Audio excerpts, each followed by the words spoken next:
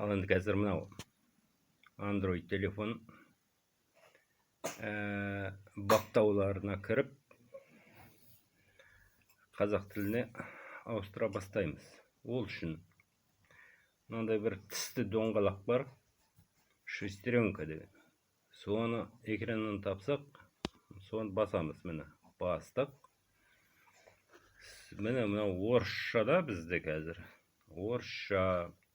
Бұны қазақшаға аудару керек. Барлығын осы. Міне мынау система деп тұр. Системаға кіреміз. Міне тіл деп тұр. Тілдің ішінде міне русский деп ең бірінші болып тұр. Біз мынаны қазір бұлай қазақ тілін ең жоғарыға шығарамыз. Болды.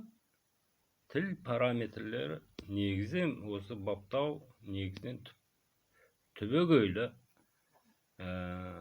түбегейлі мынау телефонымыз қазақша болып шыға келді. Міне астында іздеу деп жазылып тұр.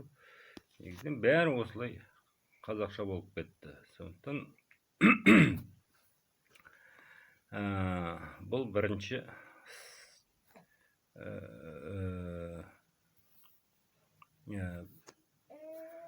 бірінші сабақ деп айтайық.